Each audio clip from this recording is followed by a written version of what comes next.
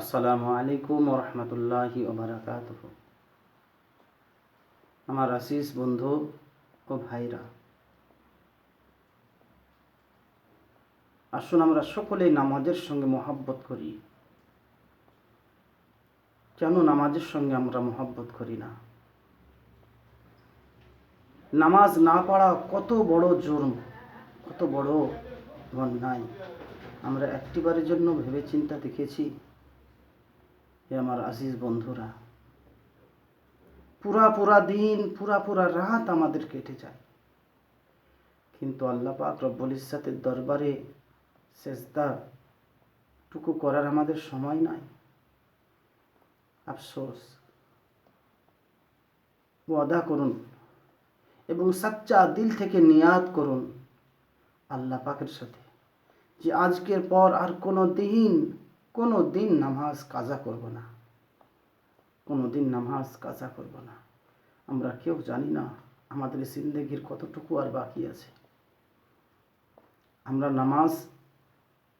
এই নামাজের ফজিলতকে তো একটু জানি, এই নামাজের ফজিলতগুলো তো আমরা শুনি। নামাজের তোফা কি পাওয়া যায়? নামাজের তোফা, নামাজের ফজিলত আল্লাহ রব্বুল আলামিন আমাদেরকে কি দেবেন? নামাজকে ইমাদুদ্দিন বলা হয়েছে। Imaduddin, pillar of Islam. আপনি বড় বড় বিল্ডিংয়ের আপনি পিলারগুলো আপনি ভেঙে দেন, দেখবেন ও বিল্ডিং আর থাকবে না। অনুরূপভাবে আপনি চিন্তা করুন, নামাজকে দিনের পিলার বলা হয়েছে। যদি আমরা নামাজ ছেড়ে বসে থাকি তো আমরা ইসলামের মধ্যে কোথায়? ইসলাম আমাদের মধ্যে কোথায়? নামাজের ফজিলত। নামাজ আমার নবীজির চোখের শীতল, আমার নবীজির চোখের ঠান্ডা হচ্ছে নামাজ। যে নামাজ আমাদেরকে পুলসিরাতে রোশনি দেবে, আলো দেবে। যে নামাজ আমাদের কবরের অন্ধকারকে দূর করবে, আলো দেবে। যে নামাজদের জন্য কবরকে তার হাদ্দে নিঘা, তার দৃষ্টি যত দূর পর্যন্ত যায়, কবর তার জন্য ওসি হয়ে যায়, লম্বা ও চওড়া হয়ে যায়। সবচাইতে বড় খুশি দুনিয়াতে যারা নামাজ আদায় করে, যারা নামাজি, কাল বারোজে কিয়ামত হাসর দিবসে রব্বে জুল জালাল, যে আল্লাহ এ সমগ্র জাহানকে সৃষ্টি করেছেন, যে আল্লাহ আমাদেরকে সৃষ্টি করেছেন, সে আল্লাহ বারোজে কিয়ামত প্রত্যেক নামাজিকে আপন দিদার নসিব করবে। সুবহানাল্লাহ।